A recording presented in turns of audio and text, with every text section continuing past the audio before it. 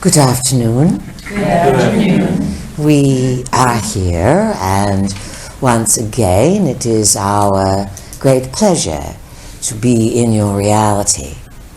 We sort of slid in on the gonging vibrations, and they're different as always, every session, every day, the people, the moods, everything has its own unique signature.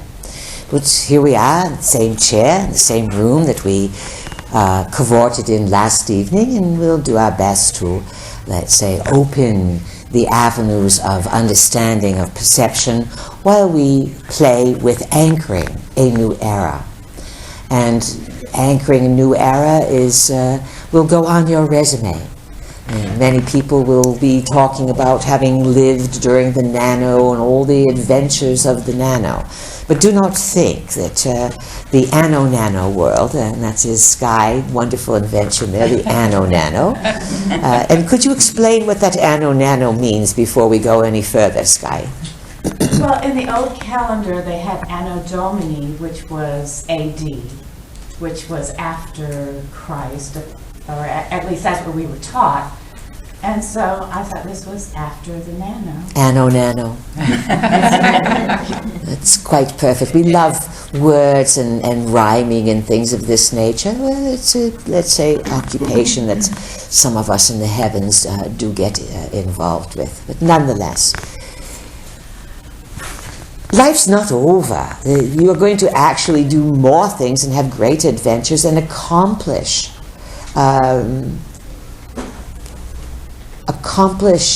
more magnificent, let's say, tasks of gain and achievement in the anno-nano world. Because now things are ready to move, to alter. Before there was a desire to hold things stable. We said to you that keeping the world together during the nano was very important, so that things didn't all go asunder. Now it's time for them to go asunder. Just remember that, and that does not imply that your world is about to go into destruction or anything like this. It's a very fine rearrangement. And for all of you, it's important always to be reminded that a bigger plan, many bigger plans, are in full agreement in operation. Sometimes it looks as if nothing's going on. Sometimes you think, oh, who am I? My life plan has run out, or my guides aren't paying attention to me, or ho-hum, life is not too much of anything going on. Be thankful for these respites, because until you leave the planet, there's always more that you plan on doing. Do not affiliate yourself with I'm too young or I'm too old or anything like this. Life will kick in very dramatically for many of you, and as we have often hinted, the best is yet to come for many of you in your life selections and the things that you will do to bring you together with others and to help you fulfill your own expressions of creativity. So, we are in a workshop here in Asheville, and it is the end of Apriel number 27, we believe, just to give a locator. And we are going to move directly into questions. And we'll give you plenty of opportunity to debate with us or explore. We'd like to hear from all of you if possible at some point by the end of the day. And so we'll make room for moving energy to help you all feel better. The gonging and our energy, we're going to throw out a lot today, this with energy as transmissions. So you will feel soothed, you will feel empowered, you will feel charged up, and there will be healings involved in terms of stimulating you on a cellular level. And so the cells start to vibrate in, let's say, a very new sort of signature. That will be going on while we are teaching, all right? So, who would like to open the discussion? You can carry it over from what you were discussing with our vehicle, things that we said last night, or brand new subject. Let's see, we'll tie it into anchoring a new era. Who will begin? My name is Jim. Jim, welcome. Thank you. Some believe that we humans should not consume animals, that we should consume plants only. What do the P's have to say? Well, you said the key word, some believe. And of course that gives us an opportunity to talk about beliefs. Beliefs are agreements that you make and have about reality. There are good beliefs, better beliefs, best beliefs, and excellent beliefs. And then there are funky beliefs, and there are very poor beliefs. Beliefs can be individual, and they can be local to a certain family, a community, or they can be worldwide. When it comes to the appropriate, let's say, consumption of food, of course, depending upon the era in which you live, sometimes it's more auspicious to eat one thing or another. You live in a time when you can have anything. You can be vegan, you can be vegetarian, you can find gluten-free, lactose-free, you can be carnivores, you can do the paleo diet, anything you want. And it allows you to find what works for you. You've all been in situations where there was no meat, and if you found it, perhaps you devoured it because you needed the protein. There are other times you lived when perhaps it was just a bit of fish and a lot of fruits and vegetables. So the freedom you have today puts you in a position where you must listen to the body. Does this work for me? Now understand that a lot of the problems that can arise from eating meat today is how it is procured, how it is prepared, how it is raised, how it is approached. Now, when you raise your own, or when it is friendly raised and animals are not put into trauma, it's very different than herds of cows and pigs being trapped in small pens and being prodded with stun guns. This traumatizes the animal. And this creates cheap food. And then people eat this. And then often it's not compatible energetically. And then some people have a greater propensity, or they can digest things that others cannot. And then how you digest food may also be a clue to how you use energy. Some people can't eat this, can't eat this, can't eat this, can't eat that, sensitive to everything. So then we look to say, well, is it really about these food sensitivities? Or is this a way that the soul in the body is exerting some kind of control because the soul has felt not in charge and not in control? And sometimes a young person growing up in a family doesn't know how to stop things from happening with adults and other things. So they will develop food peccadillos, you follow? Because it allows them to say, I'm in charge here. Mm-hmm. So what you eat is up to you. We would say that more and more studies are coming out showing that there are, let's say, enzymes, proteins, combinations of things in meat that can be incompatible with certain biological dispositions. You are adaptable by all means, but we would say do things in moderation, whether it's chocolate, whether it's whatever food that you are eating. Bless your food, give thanks for your food, and actually you are encouraged to prepare your own food and to make it more of an exception that others are preparing your food in restaurants and things for you. The act of alchemy, of preparing food, is an act of love. So do you understand what we are saying, Jim? Yes, and that is a beautiful, very clear answer. Thank you. All right, good. This is Nan. Yes, just Nan. an aside, I just read something this past week on the internet where somebody found a hamburger in their pocket that had been there 9 years. And it was in the same condition as when they bought it. I think you were fleeced. So didn't. It sat in their pocket. And I've heard this before about the burgers, especially probably from McDonald's, a place like that, where they're just so processed that they don't disintegrate. Yes, and so bringing up this idea of processed, we remind you that on a bigger level, everyone wanted to be here for the nano. It was a very rare time. People poured onto the planet. Now they can't come in so easily. It's expensive. People get sick.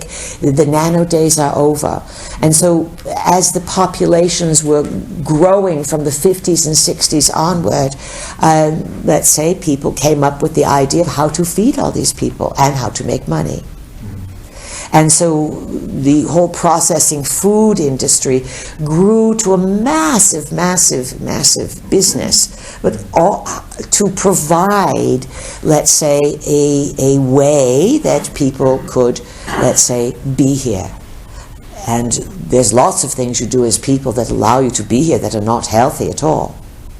And let's say all that's going to change now. Who has a question, a comment? This is Jean. Jean, welcome. How are you feeling? Fine, thank you. Good. I read that back on March the 16th of 2012, America has ceased to be a democracy and is now under a dictatorship. Is that true? Could you give more details? Well, I understand that Obama has decided that he wants to be president of the United States from now on until whenever. Well, we'll give you a little review on history. People were saying that when Clinton was in office, and then you got George Bush Jr., and everyone said that about him, he's going to be president forever. And these are stories that help stir people up without providing them with real information. Do you understand? Yep. And there are stories to agitate people. And who would want to agitate people? Well, let's say there are forces that work for the government and such that they don't want to lose their jobs, and so they have to create work. Do you understand? Yes. And so they do foolish things. And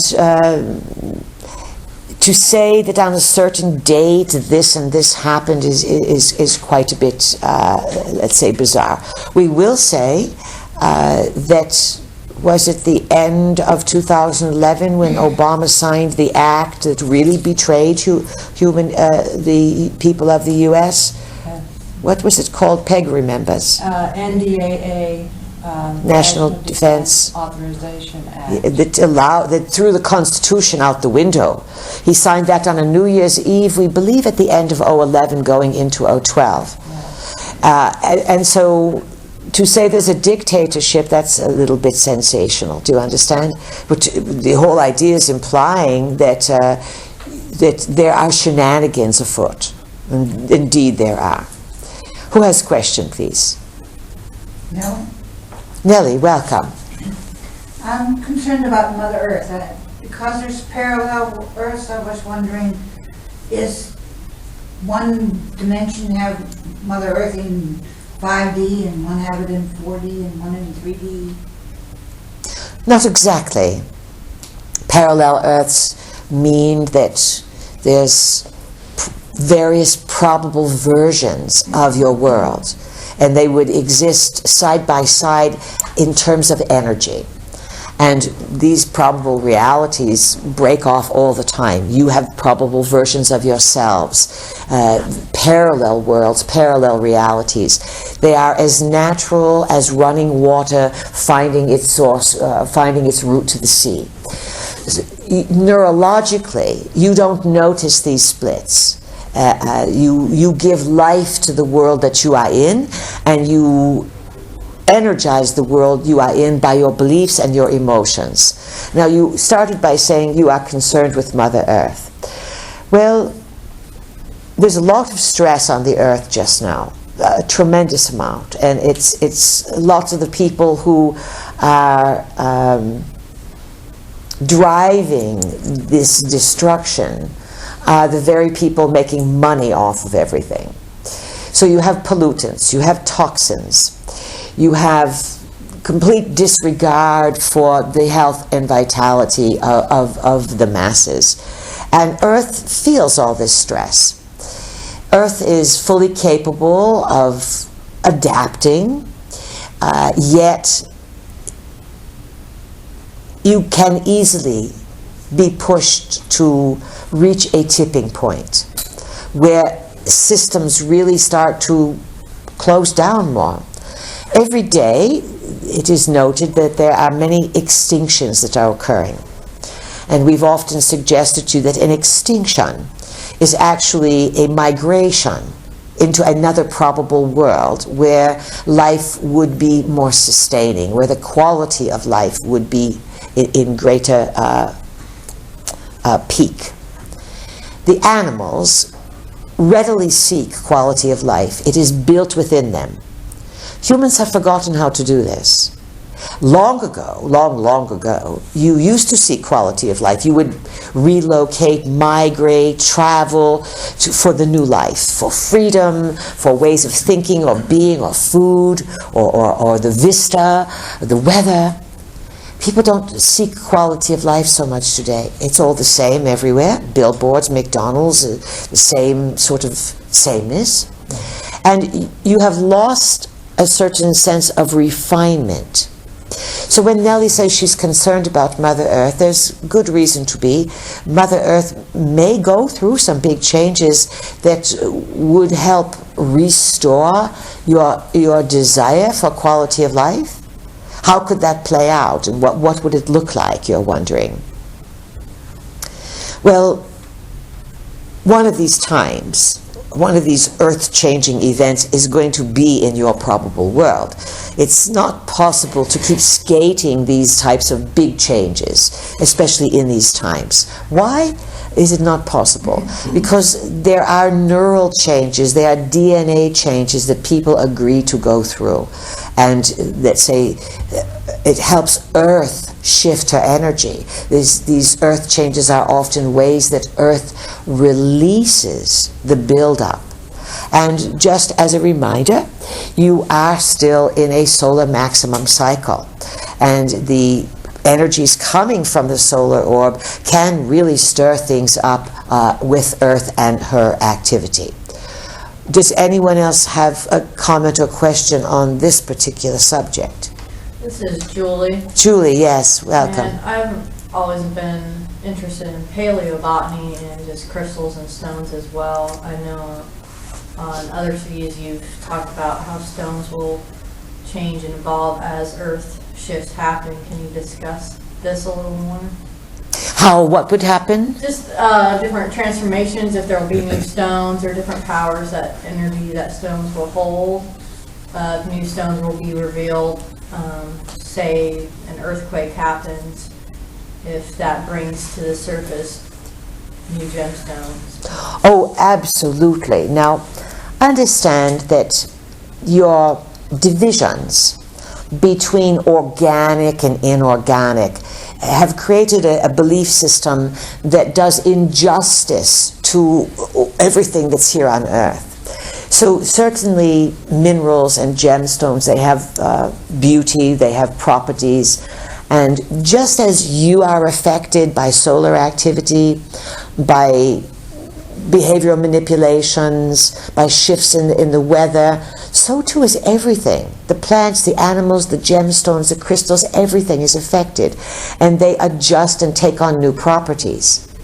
So when quakes occur, there is a charge that can happen often to underground waters, and things can happen in one part of the world. Like they just had a big quake, where was it, in Iran? And even though you may not have felt it, of course, hardly would you feel something on the other side of the planet unless it was massive. It's not impossible to have something happen in Asia and to feel it here in North America. Just be aware of that. But even though you can't feel it, the vibration would be targeted perhaps to Iran, but it would adjust and shift many things around the planet. So that crystals perhaps in Arizona or New Mexico may take on new properties, may have new vibrations. All of this is based on recognizing and working with what's called subtle energies. And certainly people have developed machineries and technologies to recognize and read subtle energies. But as you develop new sensitivities without ruining your lives, getting overly sensitive, you will start to notice these things. And as we mentioned last night, each person's abilities are different than other people. You will find your specialty. So Julie, you will grow into this, and you will more than likely start to study it, explore it, and give yourself 20 years, and you may become a real sensitive, a real expert in this field. Cool. Anything else? I guess I often think about fracking, and living in North Carolina is a concern for me. Do you have any comments on fracking and how it will evolve with time? It will not be good for North Carolina. And you have a cadre of people who have moved in that are insensitive to anything but production, jobs, and wealth. And so from that point of view, anything can be exploited. People, earth. So there's a lot of people who are desensitized, insensitive, and they literally don't know how to feel the various moods of earth. They may be nature lovers, but going into nature for them would be to take a gun and to shoot and to kill. And it's sport, you understand? And you've all been killers at some time or another because you had to survive. You follow this? And there's nothing wrong with it per se, but there's looking at nature, exploiting nature, shooting nature, digging in nature, taking nature is very different than feeling I am nature. And nature is talking to me. And nature cooperates with me. And nature will share her abundance with me. I don't have to be insensitive to take it. So you have a shift of the kind of people that are on the planet. Those that are less sensitive, there's less of them. They're going to be less and less. Why? Because lack of sensitivity, insensitivity to nature, to people, to creatures, to animals, to fracking, makes people ill. Do you understand this? Yes. It literally creates blocks in the body and makes them very ill. So North Carolina is going to go through some very rough years here. You have new legislatures, new districting, and it's almost as if you are stepping back in. It's as if the people have come in and they just want to exert control without any type of plan or logic.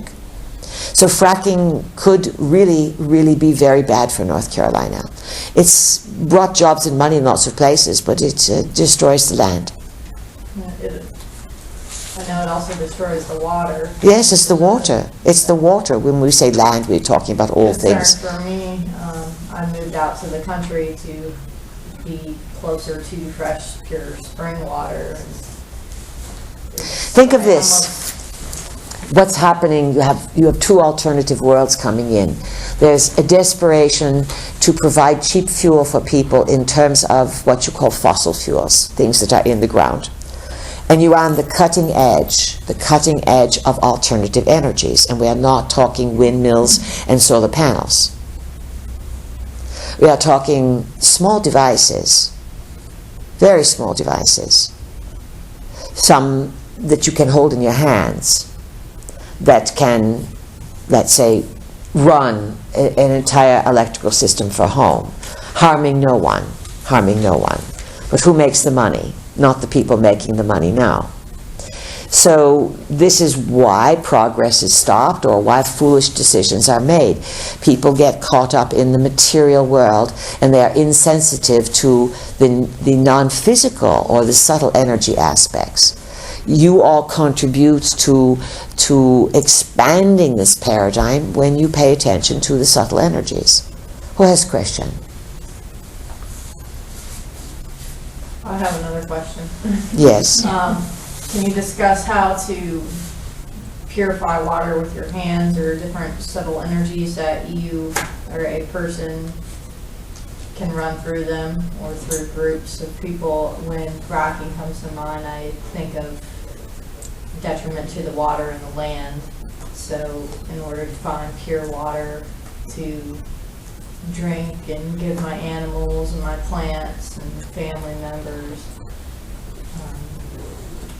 kind of like Reiki for water or something, if you will. Well, think about it. What is Reiki?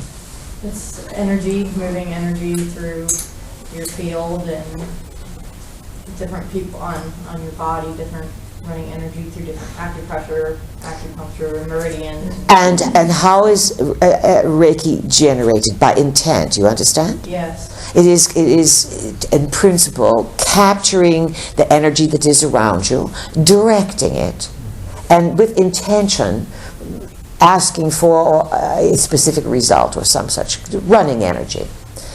So with water, it's going to be similar. And we'll say this, that skills such as purifying water, hands-on healing, these are genuine skills. They are, let's say, and they are becoming more common among people. And they are a grave responsibility that they carry with them so that they will not be exploited or misused. And the intent to bless the water and to love it and give thanks for it automatically changes the vibration. And as more people are able to do this and accept that the elements, the creatures, that everything on earth is interactive. It is energy that takes shape and form, but it is still all energy. And when humans begin to understand the program of the living library, they will make much more progress with it. It is as if you live inside a video game. Truly.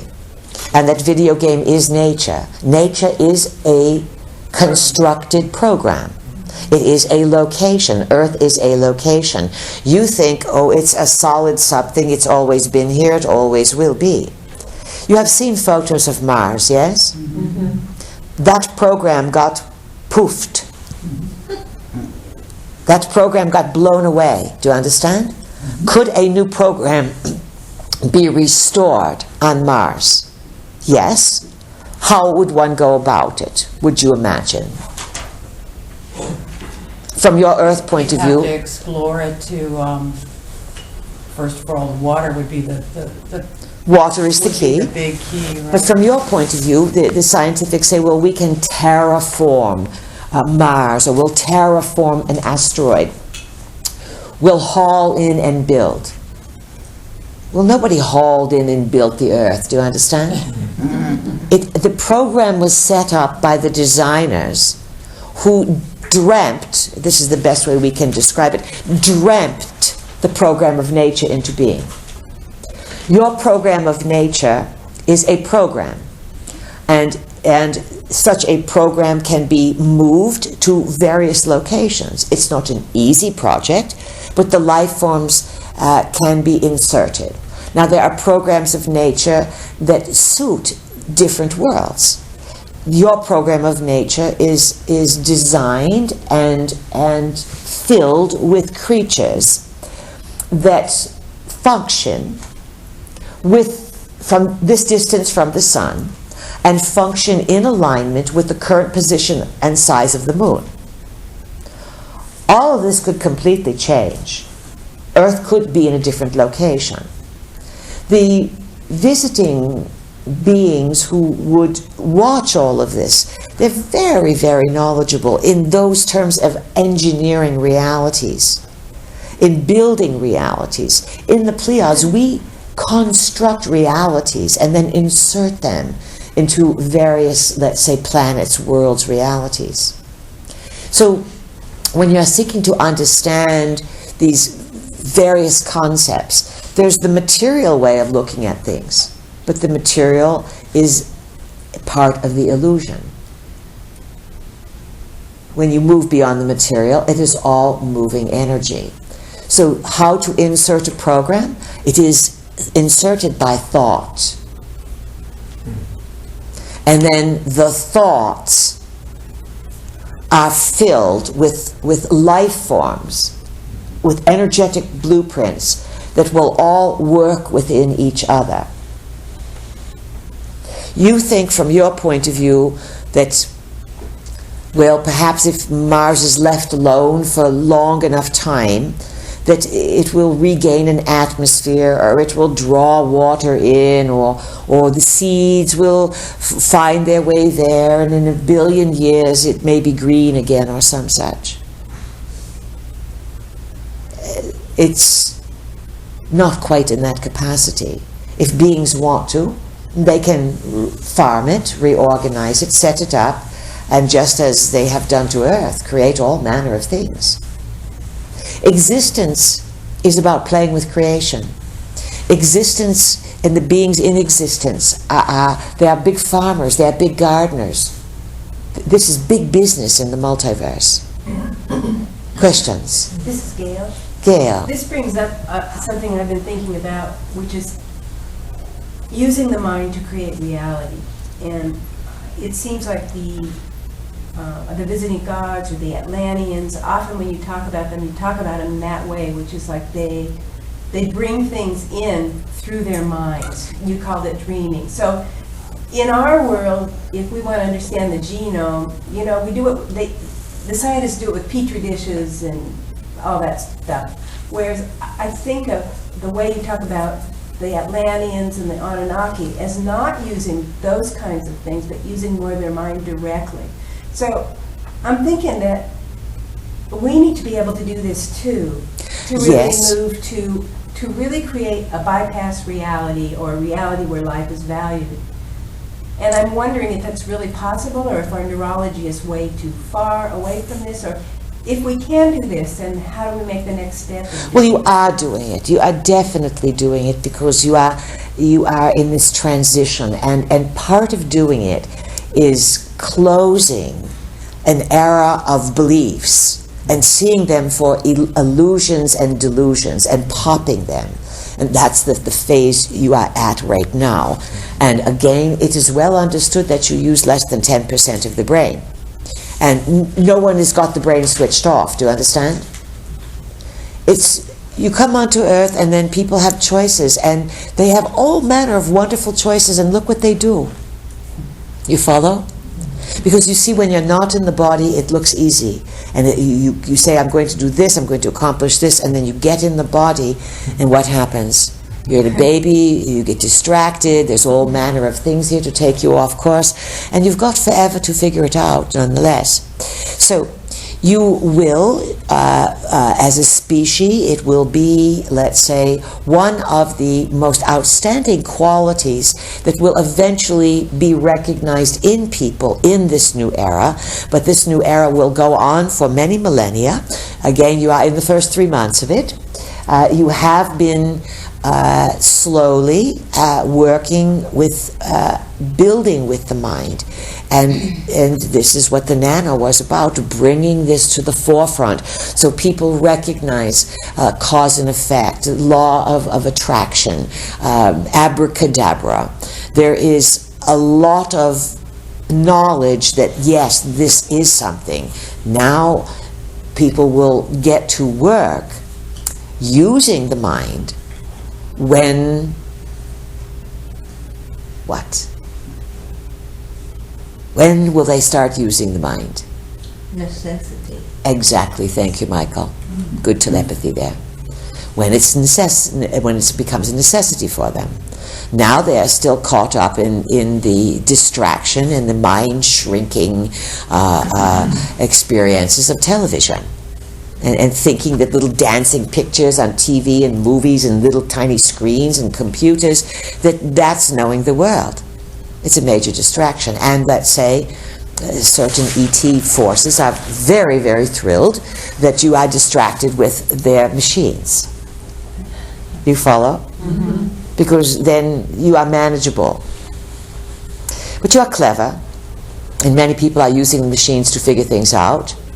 And machines are tricky, you know. You have to be very, very careful with machines. Machines can take you over. Machines need you to build them, but then they can run your lives.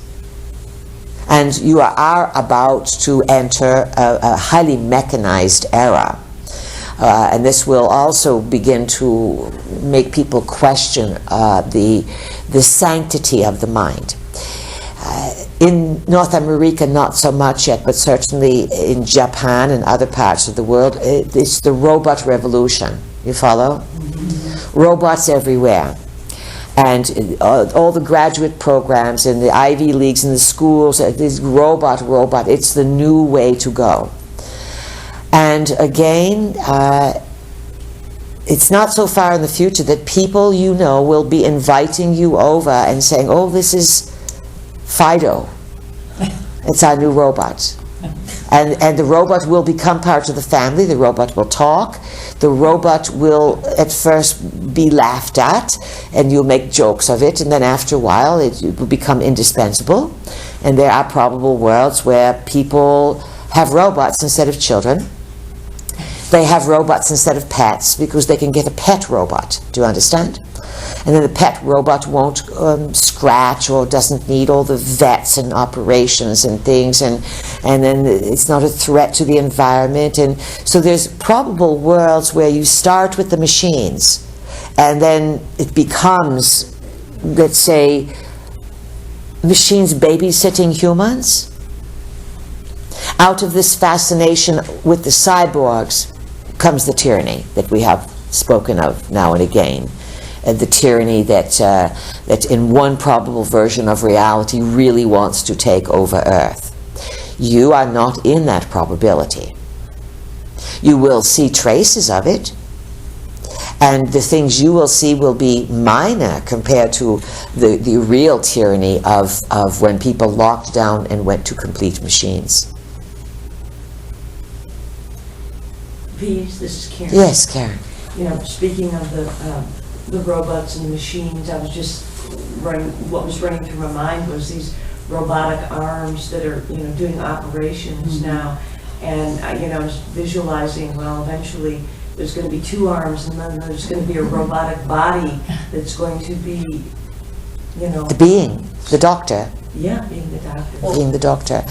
And then just to add this, you have these people all over various parts of the world who go to work, they go to war, they never get dirty. They say, bye honey, they go to work, they may be gone a couple weeks and something, they work on these rotating shifts, and they sit and they run the drones. And they're fighting a war from a comfortable chair, and they are killing hundreds and hundreds of people in Pakistan, Yemen, around the world. And now, recently, the military, this is how crazy things are, the military wants to award these people medals for their military service, for their military valor in war.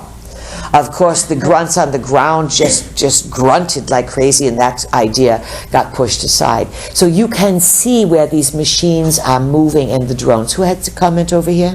Well, this is Nan. Yes, Nan. I was just going to mention that probably the last couple of months I read about they had some situations where they were using a robot to do surgery, and it actually killed the person. And there were like 3 incidences, and they believe that there's more. Now they're doing more research back on where they've been used in surgeries, and they went awry. And like how? Yes. And remember that movie, what was it called, 2001? Space Ison. And it came out in the 60s. And it was, again, a revelation of the method, or a movie that was so far out that people couldn't understand it, but the movie was being used to reveal to the public some of the things that were going on behind the scenes. Remember, after World War II, you went very, very rapidly with the ET issue, and it was hidden, totally hidden away. Questions, comments? Rachel, Yes, welcome. thank you. I have a question about a theory that I have read, that the sun, our sun, is actually the 8th star of the Pleiades, and that we are part of the Pleiades. You are. It can be looked at that way, yes. Okay, and my next question is about the checkerboard. Yes. I'm curious about where gray fits in, because I study a lot about polarity. Where what fits in? Where gray. There's black and there's white, and I understand the symbolism, I've read the books. But I deal with the idea of polarity integration, and how you don't get obsessed with either pole, you integrate and see the value in both, and go to 0 point. Is there actually a trinity instead of a duality, and the gray is the triune part, the unity part of the black and the white? One could say, yes, that's a way of looking at it. Of course, all polarities are integrated, and the astrological map will show you this. You have these 12 houses, and they operate in pairs. And you may say, well, I am an Aries. And then opposite Aries, you would have Libra. And so you could say, well, I am a Libra. But the point of really understanding the zodiac is to see how Aries and Libra enhance one another, and that they are two sides of the same coin. Ah. Do you follow this? Yes. So black and white, one could say, are two sides of the same coin. They present distinctly different options and pictures, yet they are intimately connected, and when blended, they take you to a whole new level of understanding. A third level, the triune part. Yes. So what you were, how your conclusion and how you came to it, it is a valid point. And it all follows into the 12 around 1, and how the 13th always integrates all of the 12. It's like a higher level of the triune. Like you see, you have 12 signs, but there's a 13th. Or Well, you have 12 signs are the 12 signs, and the 13 is the sun. In Christianity, 12 signs are the apostles, and the 13th is Jesus, or the Son. You understand? Yes. And this year you have a comet called Ison that's coming in, and it's not what people think. And yet it is an amazing name to call it Ison, is it not? Yes. Especially when there are all manner of people just frothing, waiting for the second coming of you-know-who. You understand? And so it sets people up for shenanigans, deceits, all kinds of things. It's going to be a very interesting year, very interesting. And as more people begin to see through that things are an artifice, they are set up, they are phony, they are fake, it's very rewarding. You're not alone anymore. Now, we know you all go back to work and you have neighbors, and you say, oh, but my workplace and my neighbors, I don't know a lot of people. I just, when I get together, they're growing. Believe us, they're growing. The movement is massive as people are awakening, because the necessity is so great. And people sense big things are coming.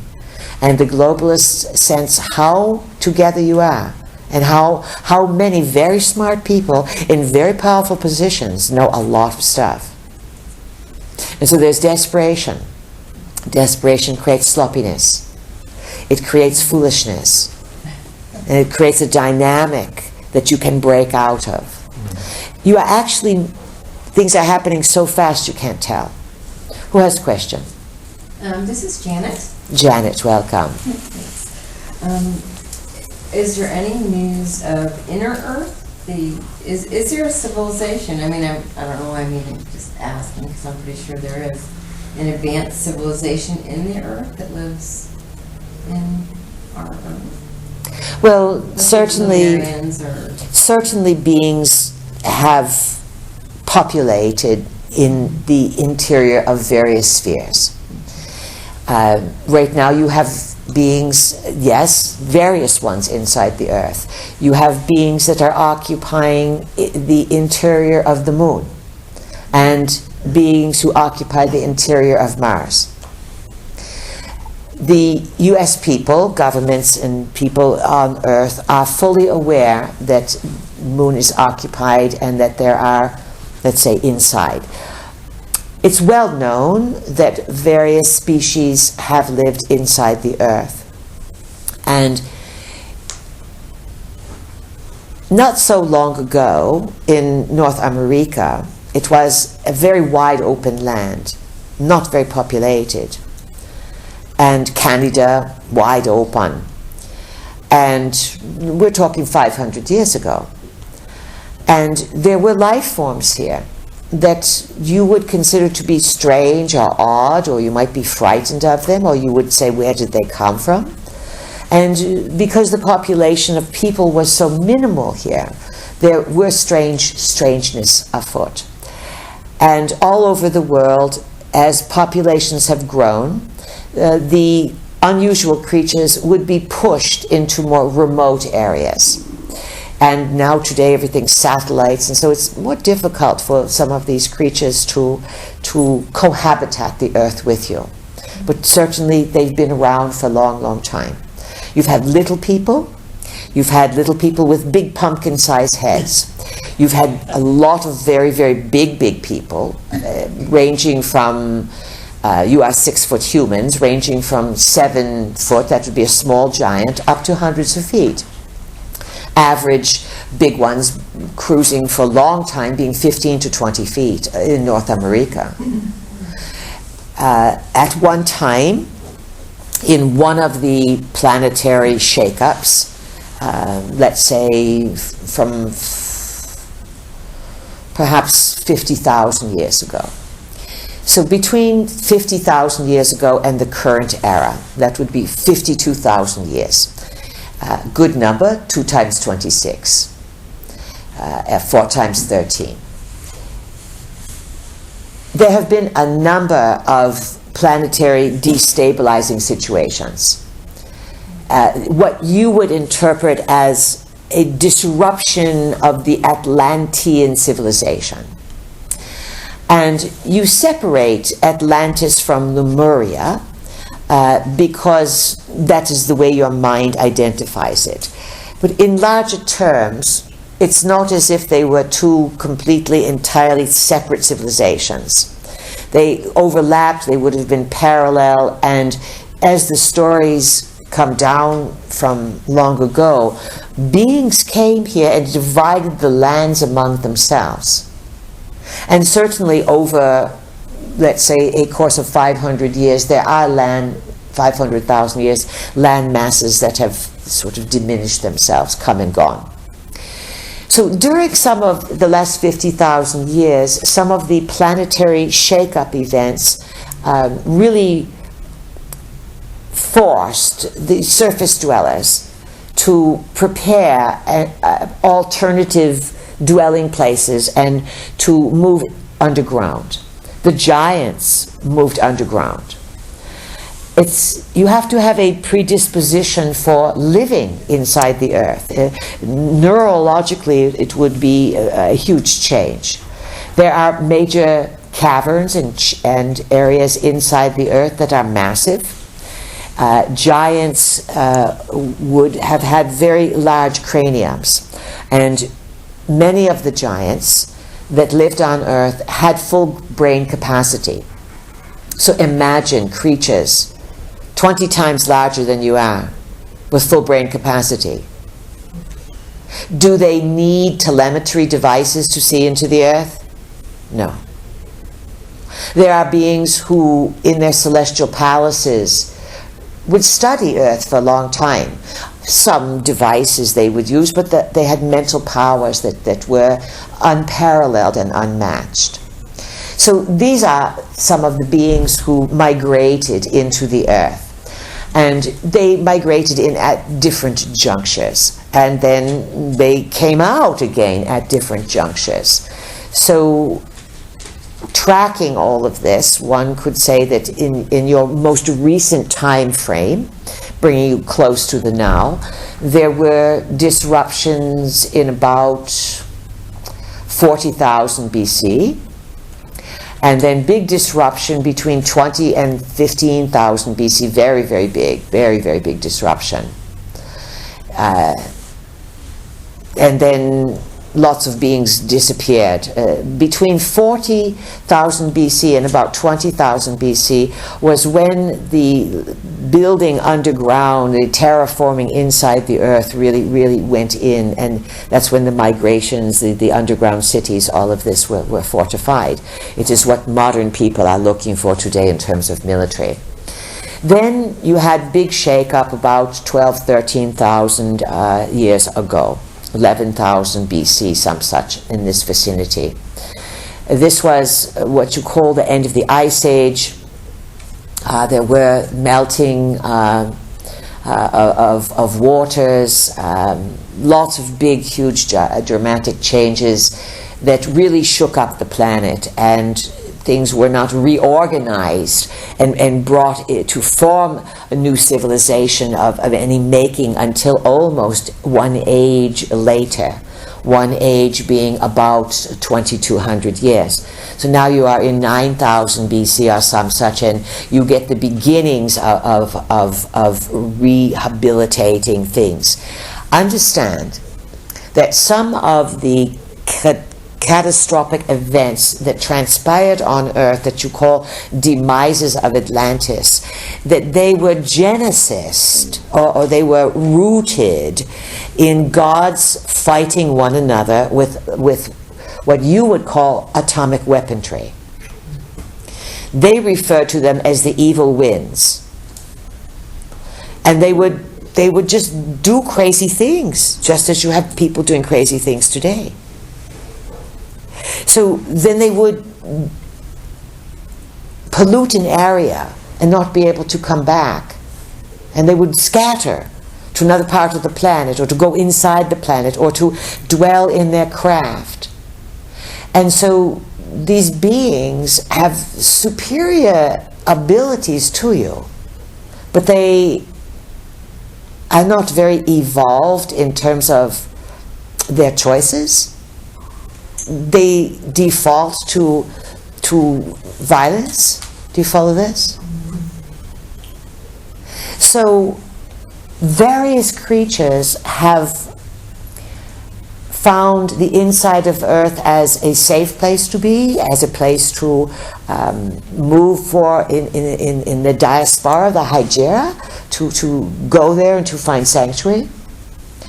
And to this day, of course, there are beings who still live there. And there are many stories that different governmental forces, particularly in the Middle East, have fought some of these creatures.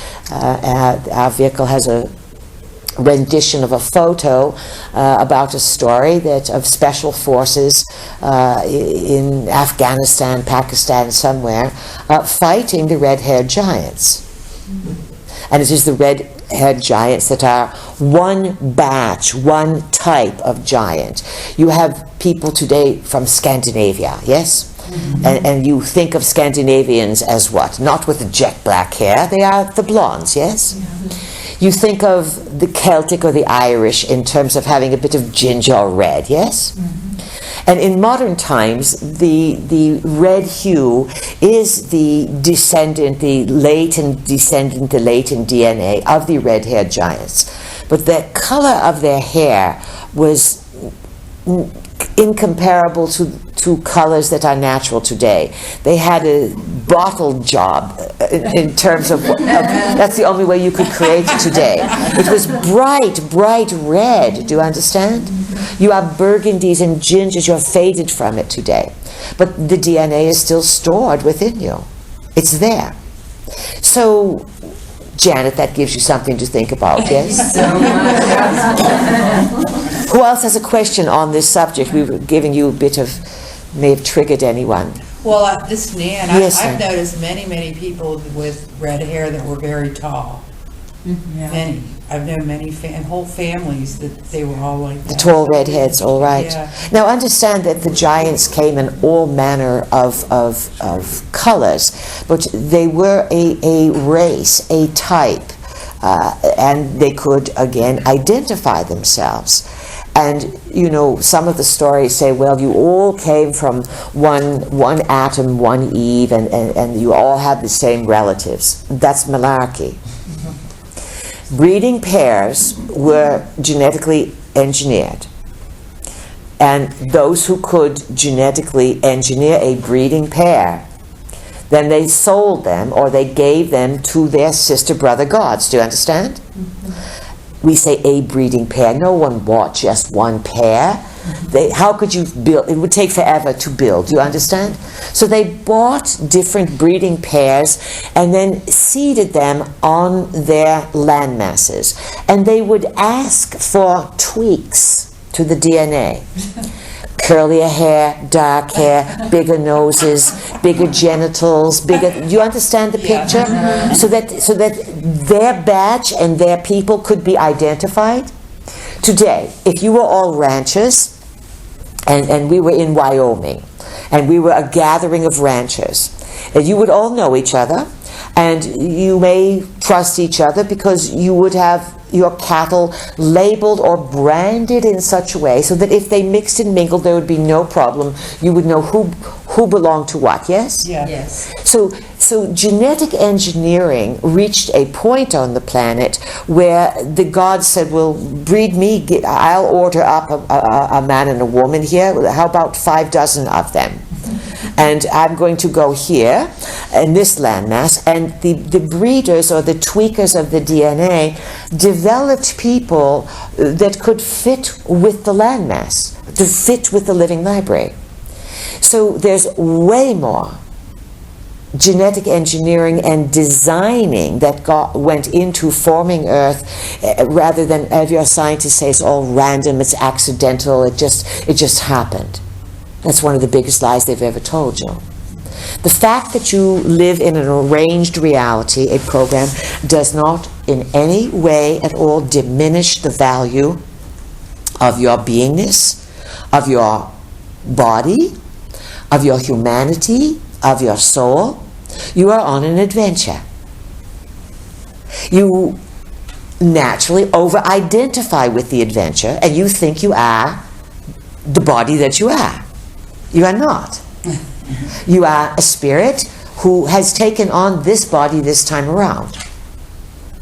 And you got so used to the body after many decades, you think you are this body.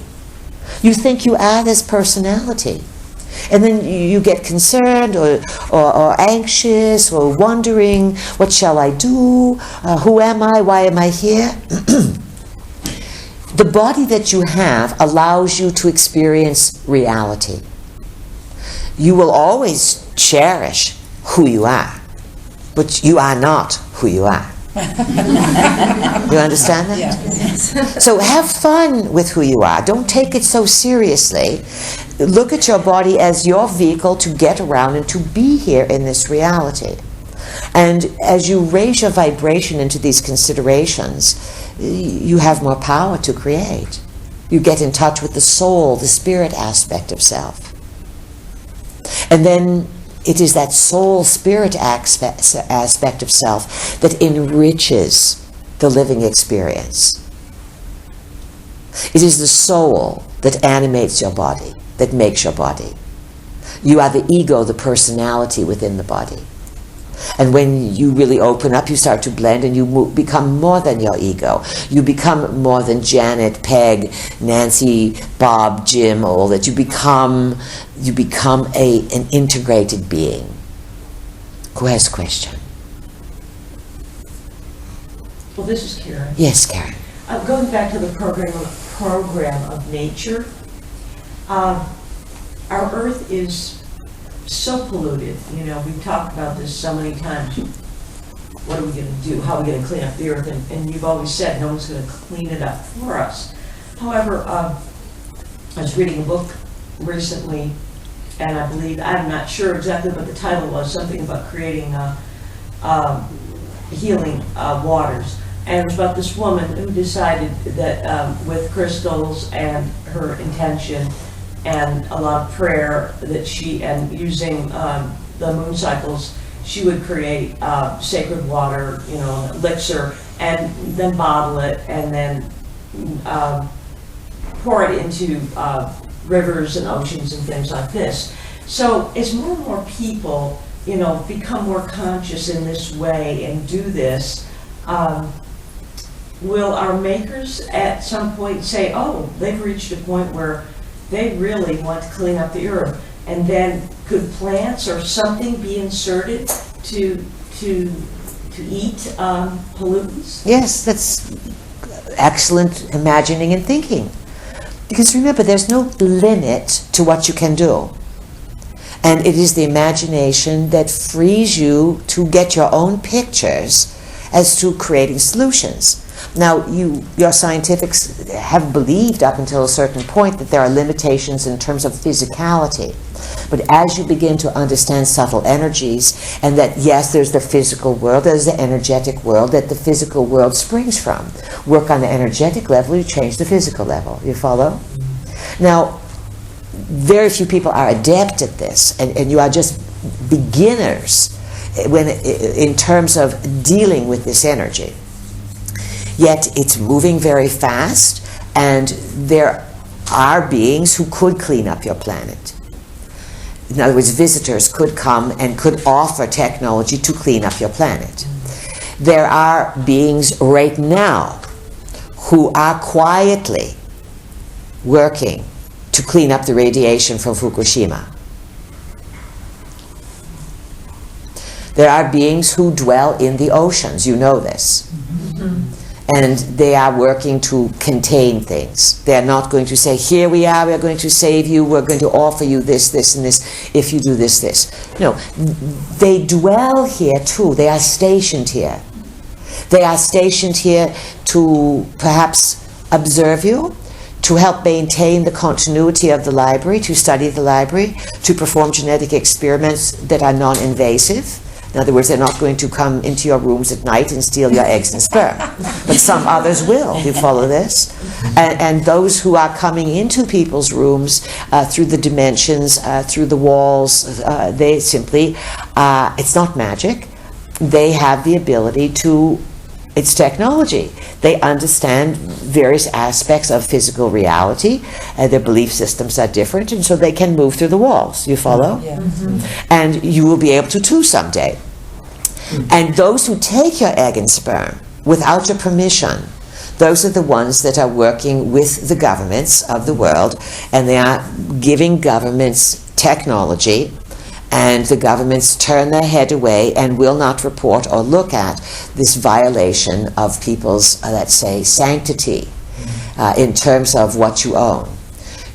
All of you may think nothing of your sperm and your eggs, and yet they are highly, highly valuable. So back to what Karen is saying, can these things be altered and cleaned up? Yes. In terms of what will you see in your lifetime? Progress, but not 24-hour wow, wow, wow. Yet, when you look back at the crawl of time and how things work, you are coming to this crucial point where those who will not love and honor the earth will not fit in your probable reality. They will have to incarnate into the reality that provides the fracking opportunities. You follow this? That provides the war opportunities. You are, and we are, supporting and helping to shape and build the paradigm based on mind and subtle energies. And so as more people do their small parts, every small part is an act of demonstration of what you want. And every small part builds its momentum. You will reach the tipping point or the critical point of change. Who has a question? This is Ronnie. Yes, Ronnie. Along those lines, and I have a question if I may. A little louder. There are organic substances, yes, mycelium, a fungus, mushrooms. Bacteria, yes. Mute radioactive waste and oil into organic matter. There's lots of research on that is being done. It was offered during the Gulf oil spill, but it wasn't taken up. But there's a book out called Mycelium Running, which addresses all of this. And so The book is called Mycelium Running. Mycelium Running. Mycelium is mushrooms. Mushrooms, yes. Yeah, so there's a big mushroom movement now for nutrition, but also healing and working with toxic energies. Let's talk about this for a few moments here. The shroom world. Do you follow this? Mushrooms are very magical beings. And when we were creating the out-of-the-body chakras, we said there's 8, 9, 10, 11, 12, and 13. And 13, remember, we agreed would be the mushroom. Right. Why did we pick the mushroom? Because we said they're everywhere. They pop up, they travel through space, their spores can be dormant, and then they come alive. And so the mushrooms are considered to be a sort of an entire group of intelligence, because they are mobile. More mobile and more willfully mobile than other types of beings from the living library. And so the plants can take on properties that humans need to support the growth of human consciousness. The living library is designed to be cooperative. Now, another thing to factor in. From a distance, let us say, from a long distance, inside the galaxy, even outside the galaxy, beings guard the living library. They would be like night watchmen, let's say. Don't even have to be anywhere near it. And then they may report to superiors, and the superiors are studying, and the superiors can read the shifting consciousness of the humans. And these designers, we call them game masters, they can, from a distance, reorganize the plan or the intelligence and the DNA of a plant, so that the plant would then begin to work in cooperation with the intentions of the humans as they are evolving and awakening to the power of the natural world. All without machines, all with mind, all with intentionality. So when you are dealing with visiting beings, they certainly, many of them, use machineries, and then many of them don't use machineries. Just as you have people on Earth. Many people cannot function without machineries, yet if you went into some very, very remote parts of the Himalayas, Nepal, Tibet, and other unnamed areas, you would find people who can do things that are so accomplished. And they do them, but they would never show their face to the light of day, because they would never be left alone. Once you start achieving above and beyond the masses, you almost have no choice but to move into sanctuary. Do you understand? Yes. So, questions, I have a thoughts? question. Yes, Ronnie, continue. I'm interested in the chronometer. Much louder, please. I'm interested in the chronometer. We Yes. talked about that last time. The chronometers. Yes. They're the measuring devices of consciousness. Right. So there are devices that can measure consciousness, and then there are beings that don't need devices to measure consciousness. Yes, it's So- sort of like a let's see, it's you can eat with your hands or you can use a fork. Do you understand? I'm curious how a machine can measure consciousness. How does that work? Like, Oh, a machine would be programmed to measure consciousness. so is there a little meter with a gram? How does that work scientifically and metaphysically? Well, understand that in terms of some of the most ancient chronometers, this is a good question. They would be very basic and very simple. Because if you want something to last for 40,000 years or 50,000 years, you're going to make it pretty simple, yes? Mm-hmm. And so what's the most abundant, simple resource on the planet? Stone. Oh, you're quick today. Info stored in stone and bone, you understand? Mm-hmm. So as the bones vibrate, you reach certain frequencies. And you have been around a tuning fork? Yes. You touch the tuning fork, it vibrates. Your body's like a tuning fork. with the skeleton. The skeleton is the fork, you follow? And as you reach certain states of consciousness, and you have neural changes, the skeleton of your body sends out the vibration. It's where the song comes from, let's say.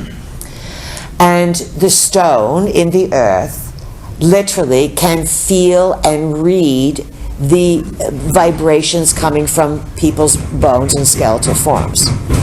And you say, well, how does the stone get to be able to do this? The stone is programmed, because the stone would have crystalline substances within it. So perhaps it's a granite of some sort.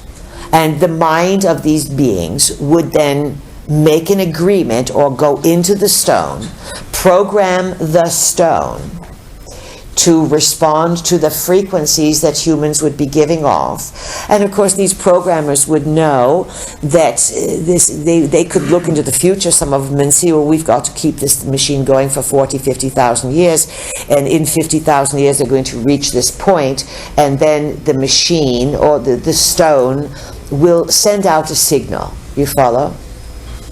And that signal may trigger something else on Earth. There's whole alternative technologies that are inside the earth and that are used as study points because you are like a laboratory from one point of view, a multidimensional laboratory. The reason I ask this question is because if we are evolving to a state of psychic development and using our minds, involving the mind, there's some, I sense there's some kind of link up with our ability to be able to measure frequency as well. Do we get to use stones and crystals in that way? I mean, other than what we know now. But you are playing with them now, do you understand? Right. Is it, you understand that the Anunnakis gathered gold. And so then they began to give out little bits of gold to those who worked for them, or those who were the slaves. And then the slaves began to wear this gold because they felt that they were then part of these beings if they dressed like them and emulated them. And so think about what you are doing with your crystals and stones. In a small way, you are emulating ancient builders. Yes? Who has a question? This is Karen. Who is it? Karen, Karen, welcome. thank you. What are the most important and helpful things that we can do to raise our vibrations to evolve spiritually in this incarnation? What are the most important things to do? To evolve spiritually, to raise our vibrations. To evolve spiritually, to raise your vibration. You get the best mileage. We talked about this last evening. You get the absolute best mileage when you make peace with yourself and you love yourself. Mm-hmm. You mess everything up and you just confound your spirituality when you operate with cheating, lying, and deceit because you hurt yourself. It's a sin, or what you call against the law and society, but you hurt yourself. You stop your spiritual progress.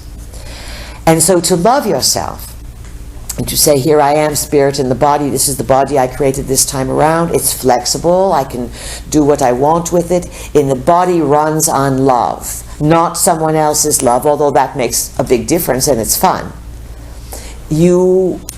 Body works when you accept your body and you accept yourself as your own creation. That's the biggest. You follow this? Yes. And how does that feel when we say that to you? Wonderful. It comes across as, of course, it makes sense, doesn't it? Mm-hmm. Now imagine if that was taught to all people. People, the way to get well, we're going to put you on a program. First you must love yourself. Of course, then what happens is people have a hard time loving themselves because they don't love what they've done. You understand? Mm-hmm. They don't always love what they've done with the body. So then I love myself, but I don't like what I've done, or I hate what I've done, or I've done cheating, lying, stealing things. How do I reconcile this? And then this is what makes people sick. The conflict between wanting to be virtuous and have a good moral compass and then having this power to do whatever you want. to do whatever you want. Whatever. And to know that there's consequences to pay. So loving yourself, being at peace with yourself, not putting yourself down, not gossiping about yourself, not bad-mouthing yourself, this is all, if you can avoid that, you're way ahead of everyone. Then you want to, on a very practical level, good hydration, that's water, always deep breathing and good rest. Water, breathing, rest. These three are next in terms of they support the physical body. Pure water, keep hydration, deep breathing to the bottom of the lungs, and learning the various ins and outs of breathing. Perhaps our vehicle will show you some tricks this afternoon. And then rest. It's what most people suffer from. If you were to go sleep on the ground, on a power spot, you could get well within 24 hours. But you are removed from the ground, you are insulated, then you have all these fears about nature, and then you have all things in your bedroom that don't need to be there, and then some of you, quite truthfully, your bedrooms are pig pens, and they're not lovely things. You want to close your eyes to beauty and open your eyes to beauty. No electronics in the bedroom. You want to make a bedroom that is a nest where you can rest. And so we know the beeper beat. We'll cover more later on, but these are very important things. Loving yourself, rest, water, breathing. Then comes good food. You follow? It's there. So by doing the very simple things, Karen, you are demonstrating, I'm worth it. I'm worth a peaceful bedroom. I'm worth a home-cooked meal. I'm worth bringing the oxygen into my body, oxygenating the cells and awakening myself. And you know, these things, they're all for free. Have you noticed that? They're all for free. And so it's not as if these things are cost prohibitive or you can't do them. So it's about the doing. And we'll talk more this afternoon about anchoring a new era and what it involves. And it often involves common sense, simplicity that will open you to just wonderful grandeur. So in the meantime, we wish you a bon appetit, and we'll see you again this afternoon. Okay. Thank you.